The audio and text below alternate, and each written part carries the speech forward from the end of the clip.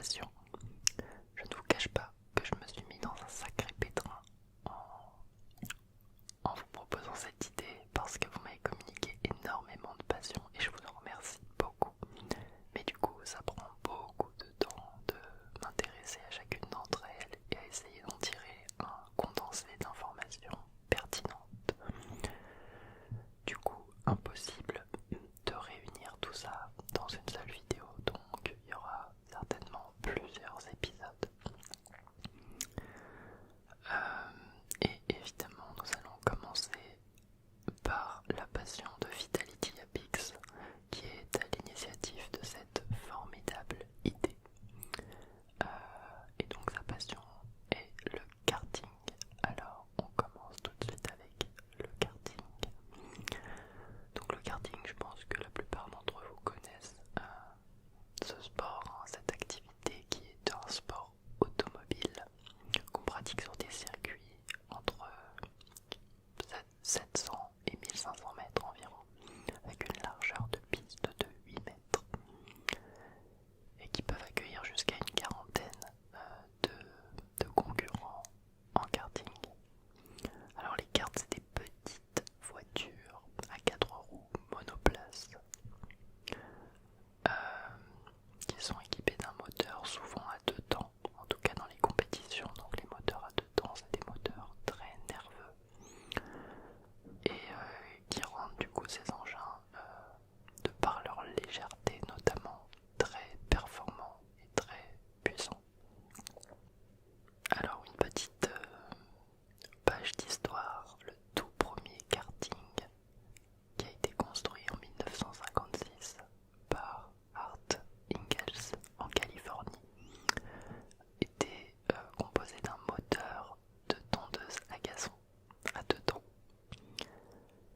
Suite à ça, le karting a beaucoup plu et s'est rapidement développé en Amérique du Nord.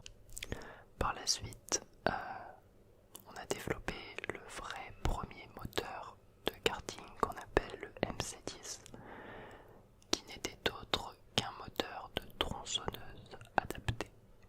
Alors dès son arrivée en France, pendant les années 1960, le karting connaît un engouement rapide et croissant. Les années 1970 voient une évolution technique importante des moteurs et des châssis, surtout grâce aux fabricants italiens. Et de futurs grands champions commencent à émerger au karting, comme par exemple le célébrissime Alain Prost, qui a par la suite fait ses preuves et son succès en Formule 1. Depuis, la pratique du karting, en fait, elle s'est structurée et est devenue un passage obligatoire pour tous les pilotes automobiles. La totalité des pilotes qui font de la Formule 1 aujourd'hui sont passés par l'étape du karting. En France, il y a plus de 5 millions de gens qui sont montés dans un kart. Il y a plus de 350 pistes, dont 250 qui sont homologuées par la FFSA, qui est la Fédération française de sport automobile. Il s'agit d'un sport, le karting, qui procure beaucoup de sensations et qui demande une bonne condition physique. Le plus difficile dans le karting, c'est justement de prendre les virages comme il faut, donc de freiner au bon moment, de prendre le virage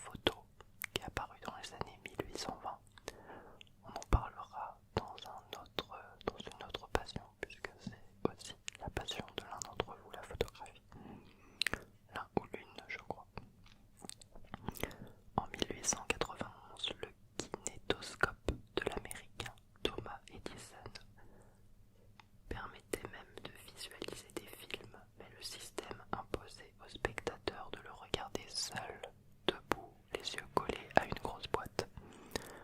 Donc le kinétoscope, on va dire, c'est l'ancêtre du cinéma en 1891. Mais voilà quoi, c'était galère parce que c'était vraiment perso quoi. Ce sont par la suite deux Français qui sont très très très célèbres. Ce sont les frères Lumière, Auguste et Louis Lumière, qui furent les premiers à trouver un appareil permettant à la fois de capturer les images et de les projeter à tous. Pour ce faire, ils se sont inspirés du mécanisme de la machine à coudre. Les deux frères ont déposé un brevet sur leur invention en 1895 et ils l'appelèrent le cinématographe. Petit point culture, cinéma, ça vient du grec kinéma, qui veut dire mouvement. La première projection publique payante du cinématographe eut lieu le 28 décembre 1895 à Paris et marque la naissance officielle du cinéma. Ce soir-là, dans les sous-sols du Grand Café, une trentaine de spectateurs payèrent 1 franc, c'est-à-dire, c'était des anciens francs, donc 3,50 € de nos jours, pour regarder 10 films d'1 minute chacun.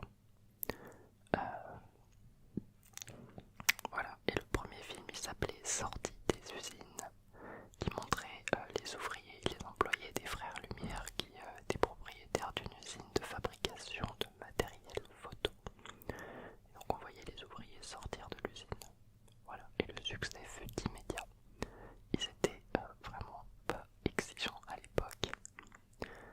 Bon, évidemment, je pense qu'ils étaient davantage époustouflés par le progrès technique, rien que le fait de pouvoir faire cette révolution technologique qui était le cinéma, de regarder des images en mouvement, que à mon avis le contenu avait que peu d'importance. Aujourd'hui, il nous faut des pépites pour qu'on se déplace au cinéma. Et en même temps, vu le prix que ça coûte, c'est presque normal. Des quelques spectateurs venus assister à la projection le premier jour, on passa très vite à des centaines de gens. Les salles étaient combles et les queues interminables. Il y avait plus de 18 séances par jour. Les projections commençaient à 10 h du matin et les gens se bousculaient littéralement. Tout Paris se pressait pour aller voir le cinéma. Voilà pour l'histoire du cinéma. Alors, une petite anecdote drôle par rapport à la couleur des cinémas à l'intérieur. Vous savez, souvent les sièges sont rouges. Et bien, pourquoi ils sont rouges? C'est qu'en fait, on pense que ils avaient choisi de mettre les cinémas, les sièges en rouge parce qu'à cette époque-là, ça permettait de dissimuler d'éventuelles taches laissées par les femmes à cause de leurs règles,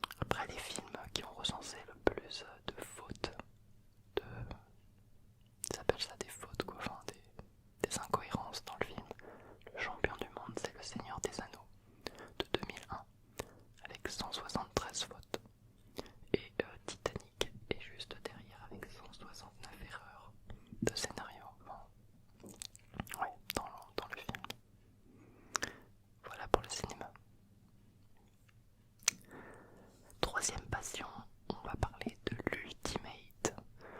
Alors l'Ultimate, c'est un sport que je ne connaissais pas du tout avant que une abonnée m'en parle. Donc l'Ultimate, c'est très sympa, c'est un sport collectif qui utilise un disque qu'on connaît davantage sous le nom de frisbee, qui oppose deux équipes de 7 joueurs.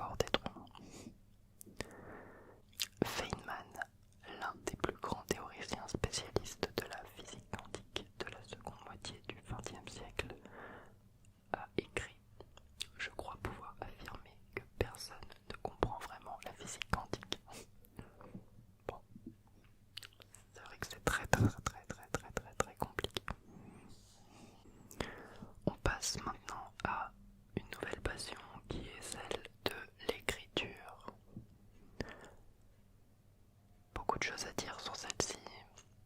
Alors sachez déjà que les premiers hommes se servent des parois des grottes pour communiquer. À l'époque, c'était le premier moyen, c'était d'écrire sur les parois des grottes. Mais voilà, au bout d'un moment, les parois des grottes n'étaient pas vraiment transportables, donc il fallut trouver mieux. L'argile chez les Mésopotamiens, le papyrus en Égypte et le bambou chez les Chinois. Et ces trois solutions seront par la suite concurrencées par un nouveau support qui est le parchemin, qui était beaucoup plus souple et beaucoup plus pratique. Les outils pour tracer, pour écrire, c'était en premier lieu des stylets en os. Ils utilisaient des os qui taillaient ou en fer. Ils utilisaient aussi des calames et des plumes, puis des plaques d'imprimerie et des claviers de machines à écrire. On est passé par tout ça. L'invention de l'encre, qui a servi notamment avec les plumes, a été inventée par Tien Elche, un célèbre philosophe chinois en 1297 avant Jésus-Christ. Aujourd'hui, depuis la création de l'imprimerie, le papier est de très loin le support le plus utilisé, mais il commence à être concurrencé sérieusement par l'encre électronique évidemment, et les écrans à cristaux liquides, et aujourd'hui même les écrans à LED, puisque on écrit presque plus maintenant sur ordinateur que sur papier quoi. Voilà un petit peu l'histoire de l'écriture en